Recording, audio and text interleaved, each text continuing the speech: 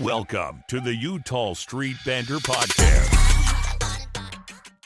Welcome, everybody, to another episode of the Utah Street Banter Podcast.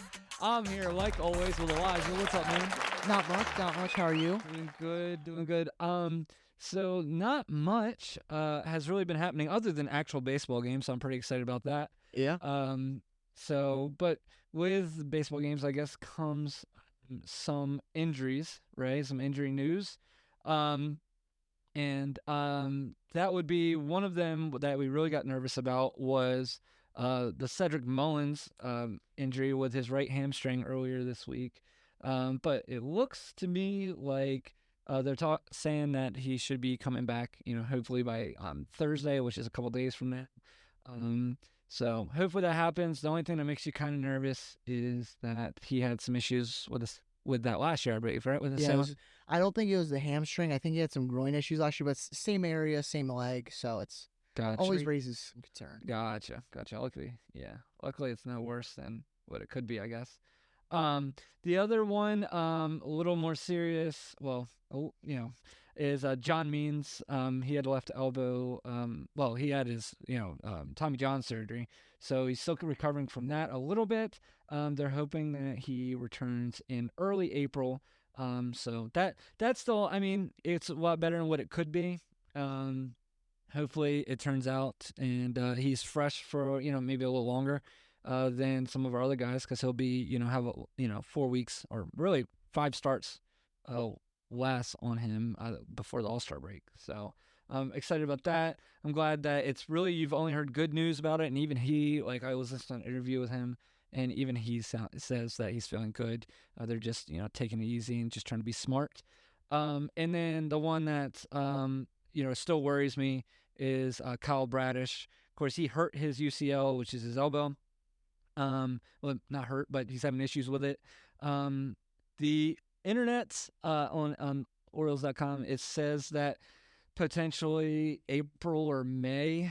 I would be shocked if that is true, because general manager Michael Elias didn't really have a timeline, and I feel like April and May is not very long away. No. So if there was a timeline, if they really felt like, he was going to make that.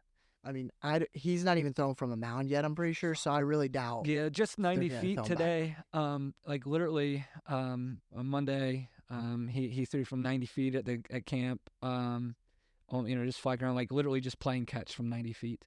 I just, what worries me about that is it just screams Bautista. You know what I mean? Yeah. It seemed like we were just got all optimistic because you'd see him throwing, and they And he had to get. The only thing that worries me here is, I don't want to lose him for 2 years, so it's his body. I get it. He, I'm not the one going under the knife, so that makes sense, but I still, if you almost wish if it's a 90% chance that he needs the surgery, you almost wish you get it as soon as possible, so that maybe we don't lose him for all of next year too. Yeah, because they found out, I think, about the injury in January, February, something like that. So you get the surgery then, he's back for next season at least. But now the way it turns out, he gets it now or in a month or two, he may be out definitely this season, probably all next year too. It's just, I don't know, something that worries you always, but we'll see. Now on to amazing news. There's a little bit of David Rubenstein news. If you forget, then you're probably not an Orioles fan. No, I'm just kidding. But obviously Rubenstein is the potential new owner for the Baltimore Orioles.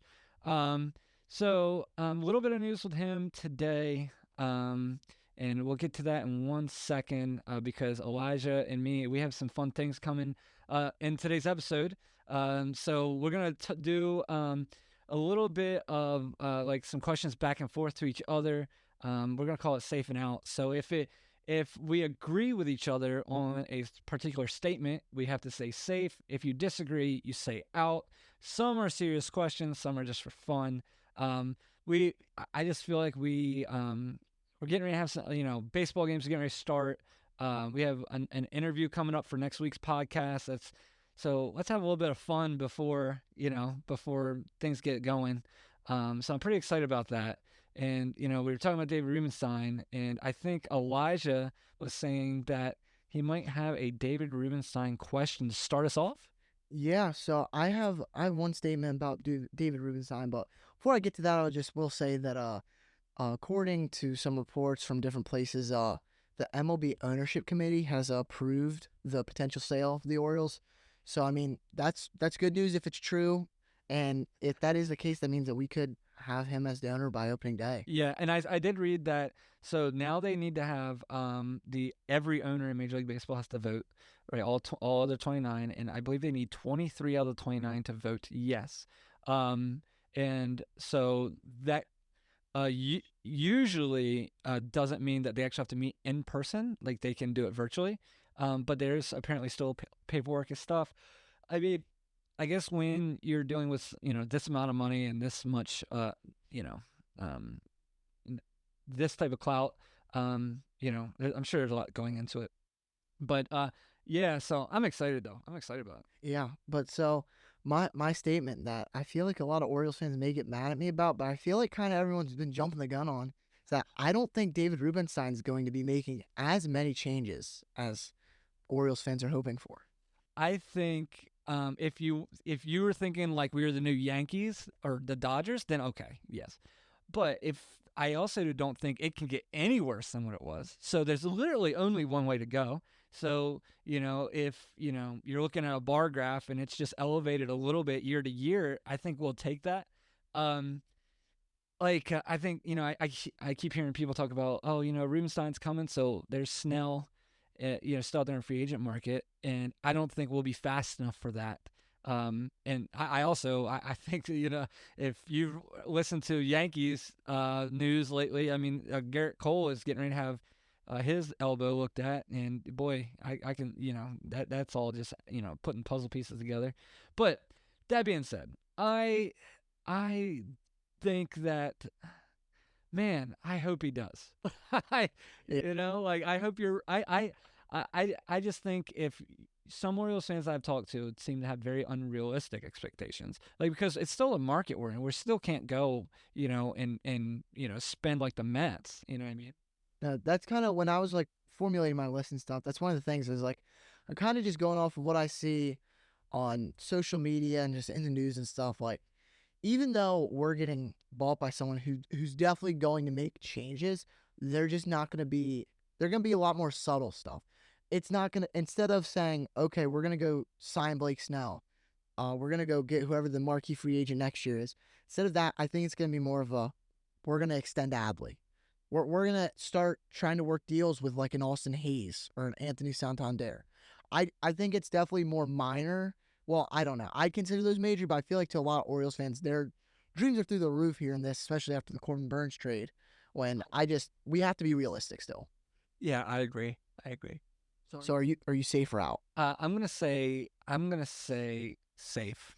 I'm gonna say safe, but believe me, everybody, that doesn't mean it's gonna be the same. Like it's not like I don't know if you realize this, but we didn't keep Manny Machado, Jonathan Scope, any of those guys. Yeah. Adam Jones. Well, we did keep one of them, Chris Davis. We did sign Chris Davis. That worked out. Thanks, Dan Duquette. Meanwhile, we let Nelson Cruz go, and my man retired last year. That's okay though. All right, we're gonna let that go. Okay, so I don't know if we talked about this on the podcast before, but Elijah has been to how many stadiums have you been to? 26 of the 30. 26 of the 30. Wow. All right, so this is a good one to ask him, or not ask him. I'm gonna tell him. Okay. All right. Oriole Park at Camden Yards is the best venue in Major League Baseball. Now, I am going to say safe, obviously. I have to take it. But I don't know. I may be slightly biased just because I'm a massive Orioles fan, but you can't beat the warehouse. And, I mean, they may have tried to ugly the stadium up a little bit with that left field wall, but, just you got all the statues out and past the outfield. It's just, it's a beautiful stadium.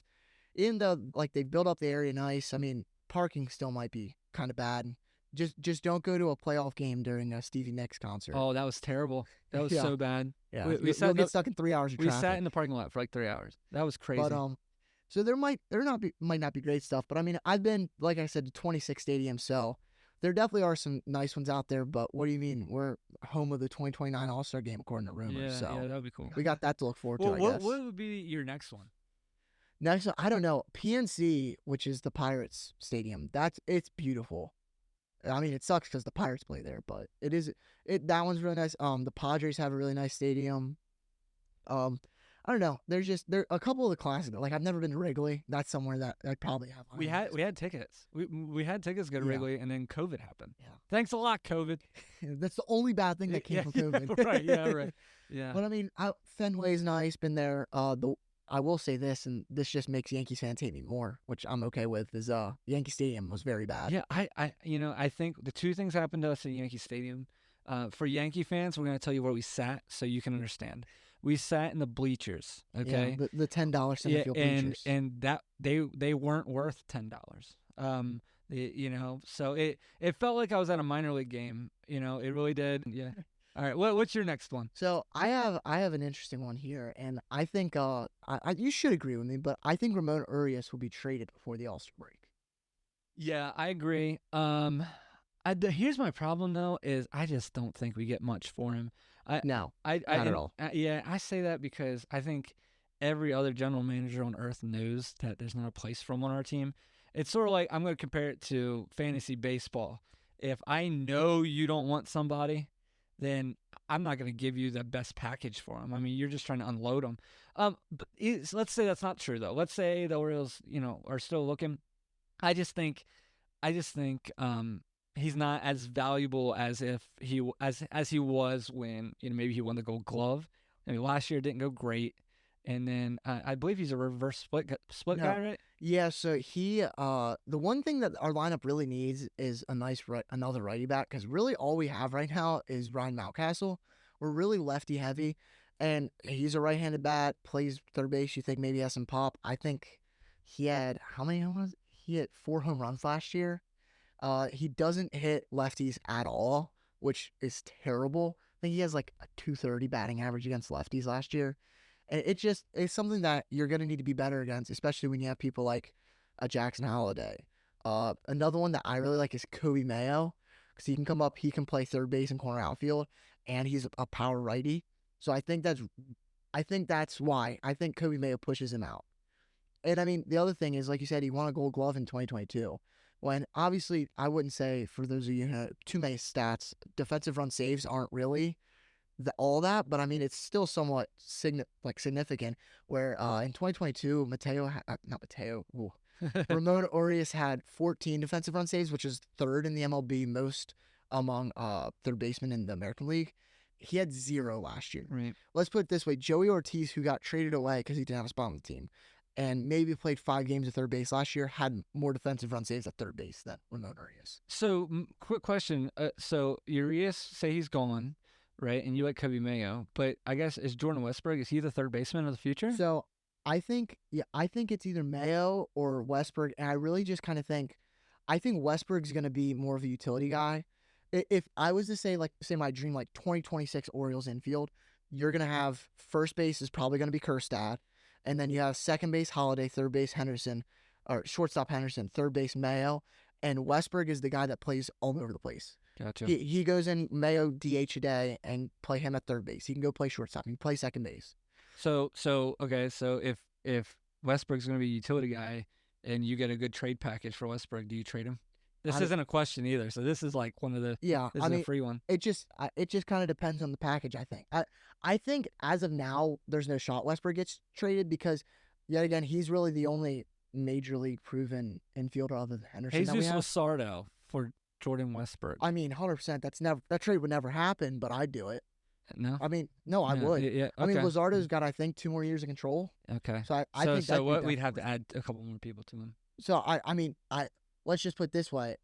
There's no shot that the Marlins would ever trade one-on-one Westbrook for Luzardo. Well, yeah, I know. I get that. If we could pull out, that'd be highway robbery. Yeah. Because nothing against Westbrook, he's great. It's just highway robbery. It's sort of like if we had this conversation about Corbin Burns for DL Hall and Joey Ortiz.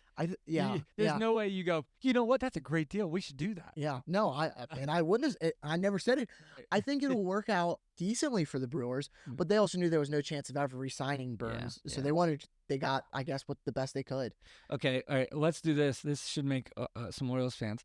All right, we're gonna trade Jordan Westberg, and we're gonna trade. Oh shoot, what's our closer that we just signed this year? Kimbrel, We're gonna trade Kimbrel to the Guardians for Emmanuel Clase and Shane Bieber. 100. Yeah. Right. How fast can we do that? Yeah. Uh, No, I'm just kidding. I'll go live. Yeah. I will live in the Guardian Stadium.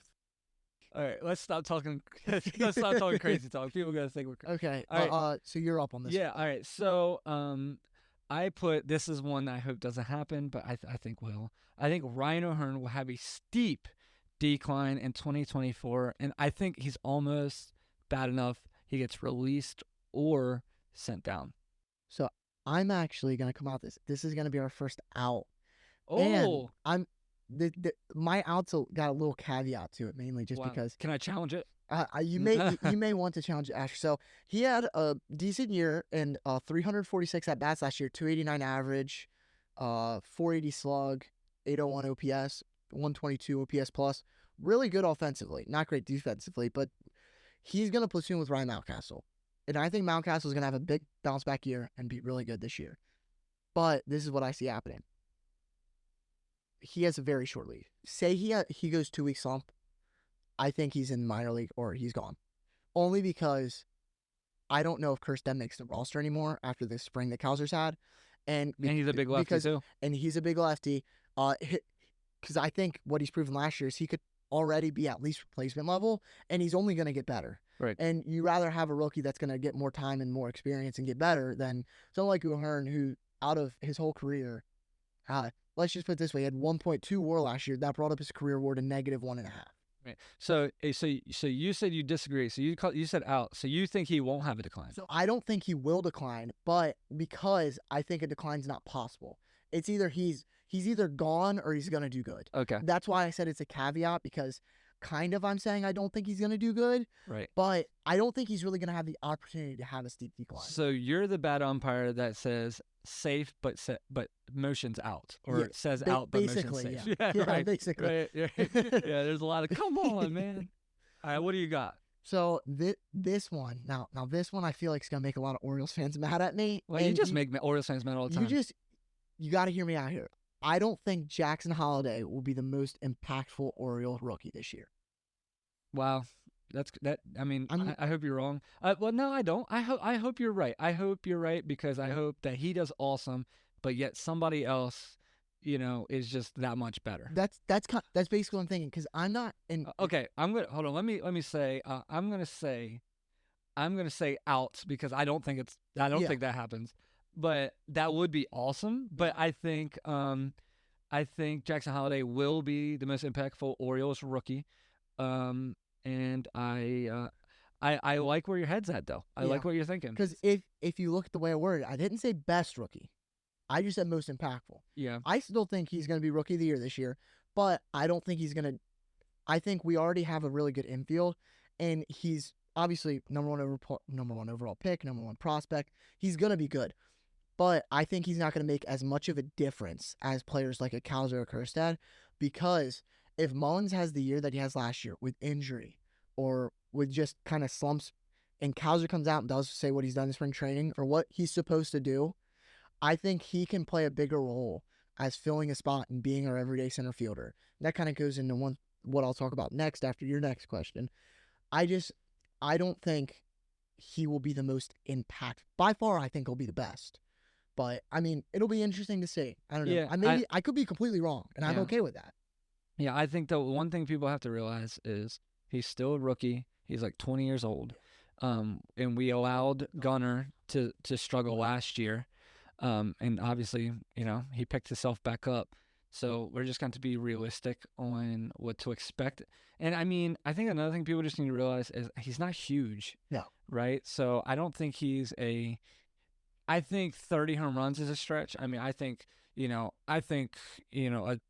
20 85-90, a 20 home run, Yeah. 85-90 RBI guy would be Yes. solid. And that's because I say the lower RBIs like that because I either think he bats at the head of the lineup or at the very end of the lineup. So he's going to be a run score to be good. Yeah. I mean, he's going to touch on plate a lot, but I don't think he hits a lot of people in. No. But I mean, the short porch might help. And I mean, luckily the AL East plays in like a lot of little league stadiums. You know what I mean? We're all Yankee Stadium small, Orioles, right field, center field small.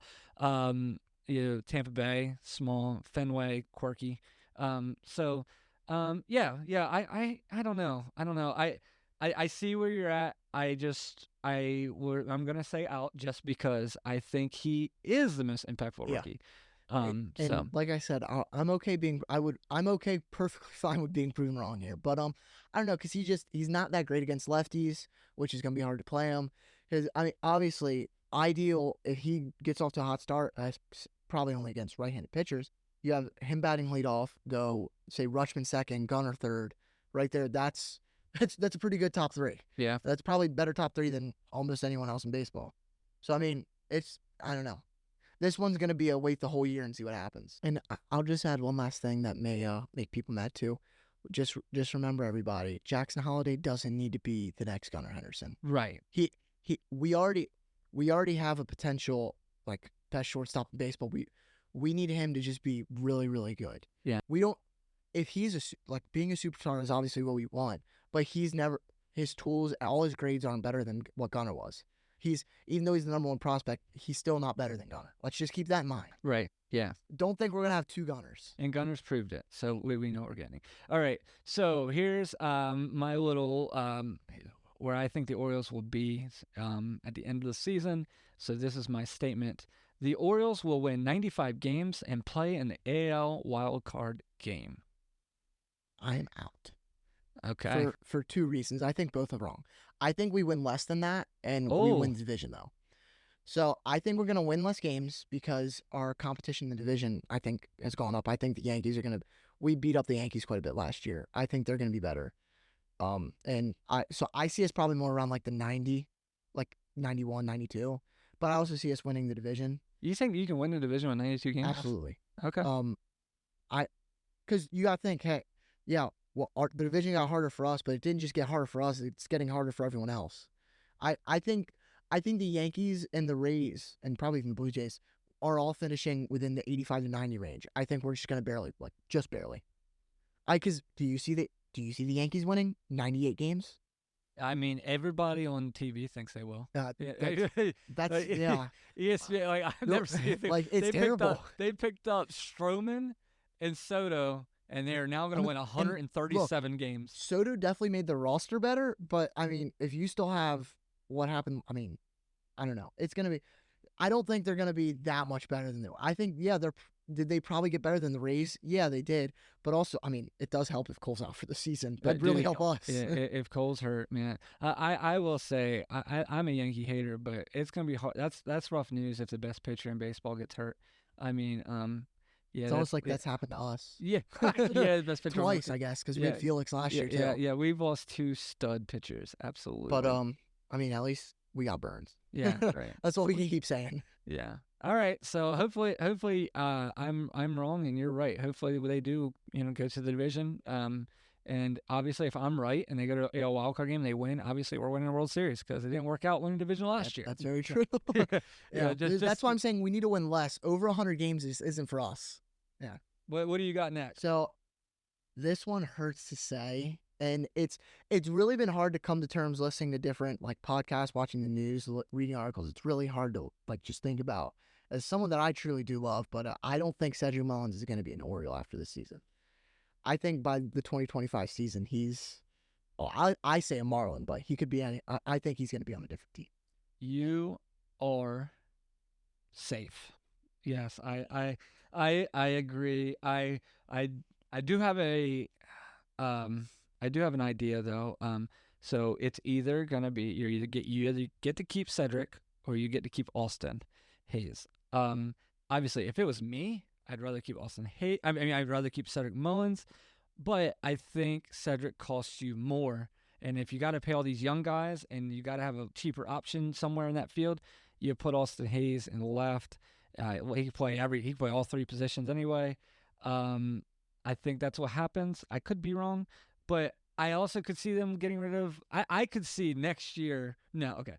I could see 2025. I could see 25-25 that all of our outfielders changed. Yeah. I No, could see us not having any of the I three. mean, yeah, because you have Hayes and Santander, both their contracts are up after this Done. year.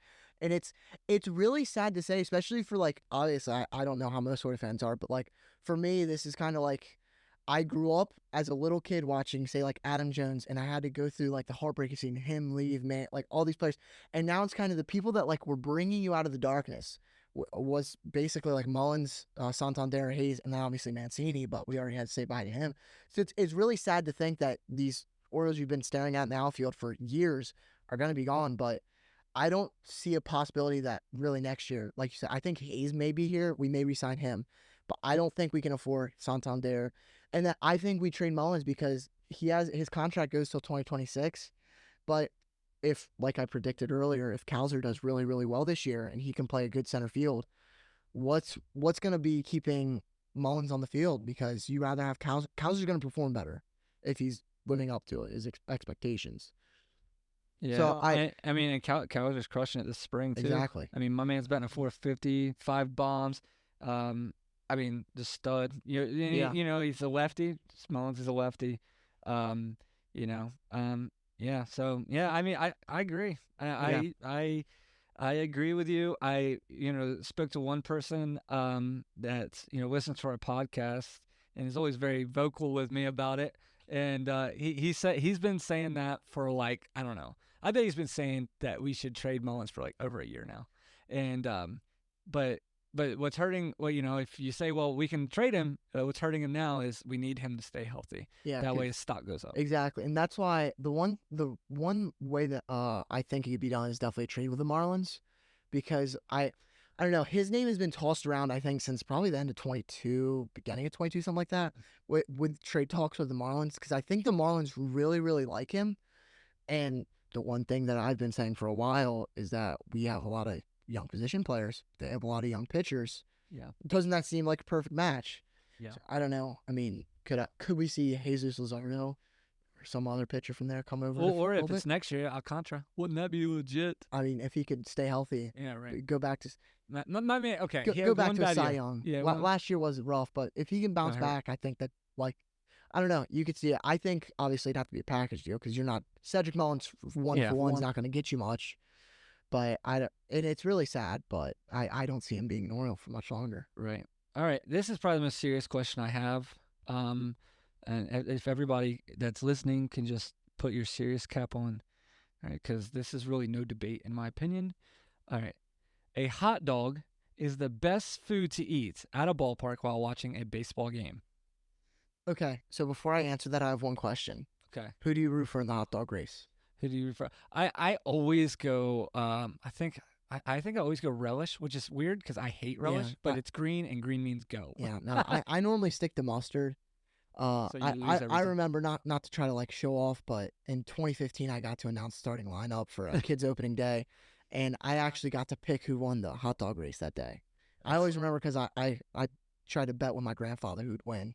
He didn't let me put money on it, but I would have won obviously. But no, I normally stick to mustard, but I'm definitely going to out a very hard out. Now, 100%. Okay, so let's think of it this way. Economically, hot dogs aren't the best. Great, they're like what, $7 now? That's insane.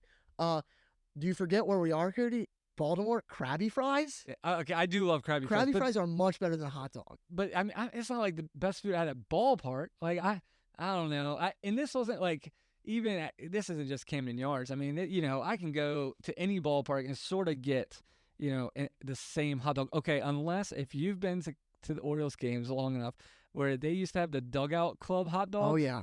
Third deck. It was in the third deck. The hot dog was $1.50? Yeah, I don't know what the hot dog was the size of a pencil. Yeah. Right, and it was in that warmer thing wrapped in tinfoil with the bun. It was in there. They probably made on the 7 o'clock game. They probably made them things at 12 o'clock. Oh yeah. Like they've been there for a while. But you go up there and get 15 hot dogs. You walk down and start handing out hot dogs. Man, yeah, that was the way. It didn't stop us. I mean, But I mean, like the actual hot dog, I don't know, man.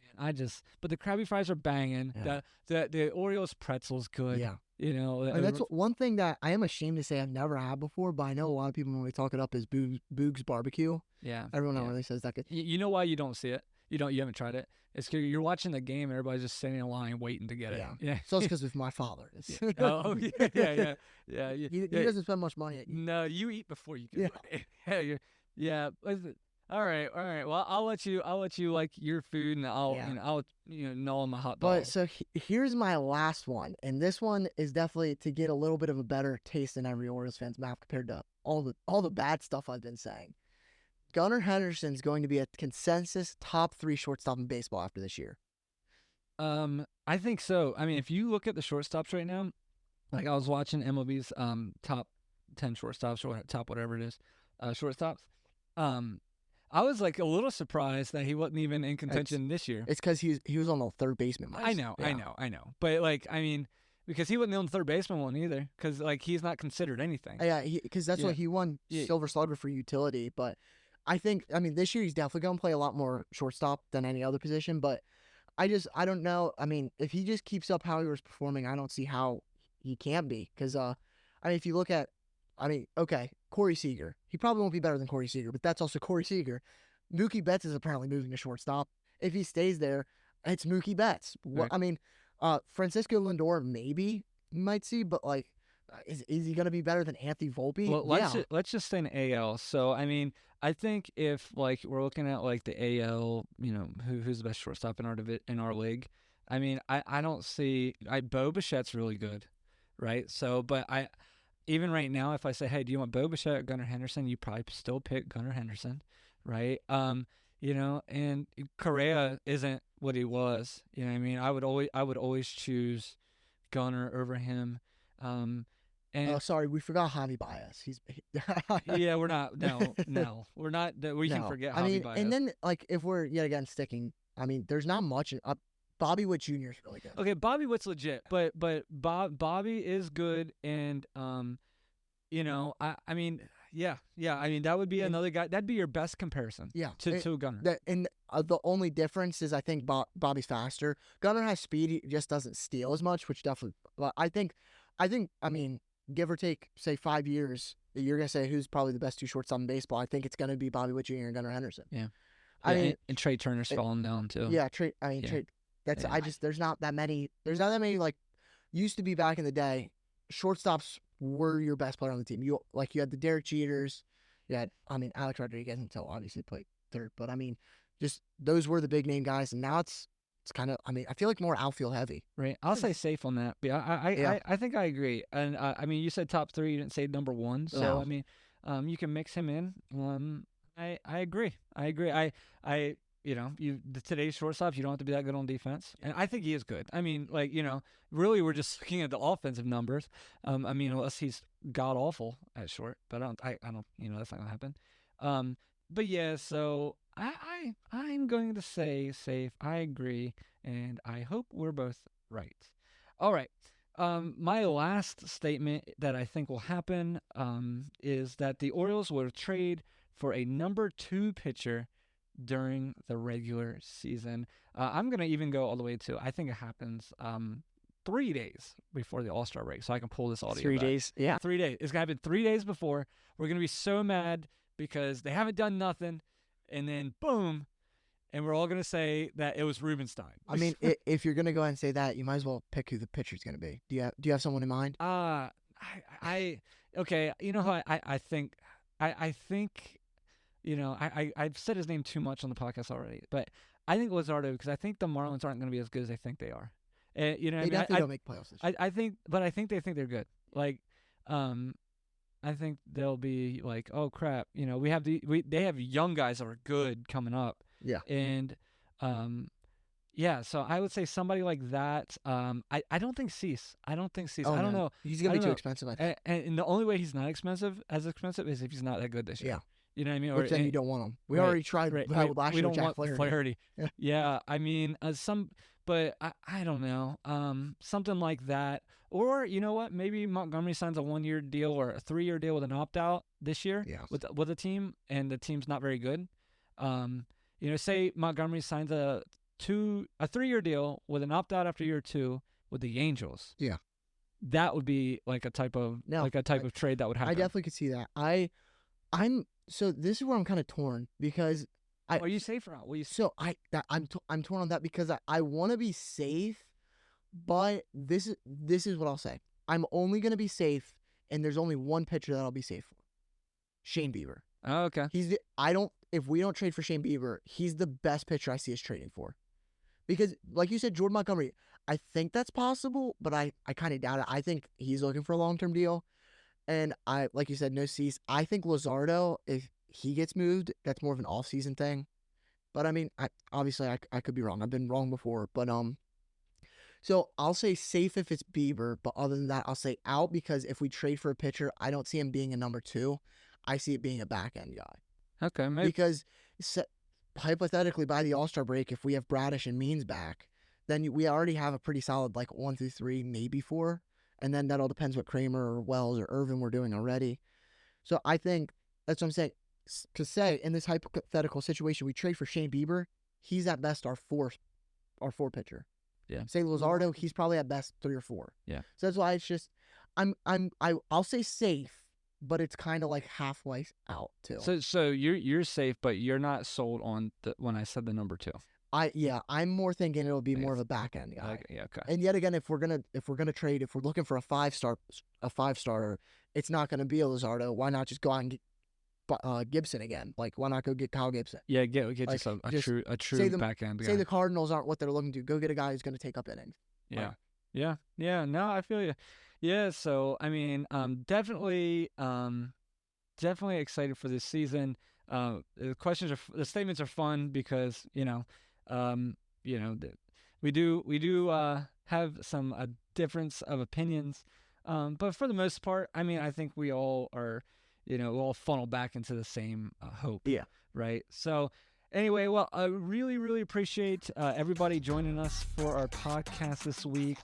We're really excited about next week as we will have a special interview with someone. So definitely follow us on Facebook, Instagram, and Twitter to find out that as soon as possible. And we definitely hope you join us next week. All right, guys. Thank you, everybody. Thank you. Bye.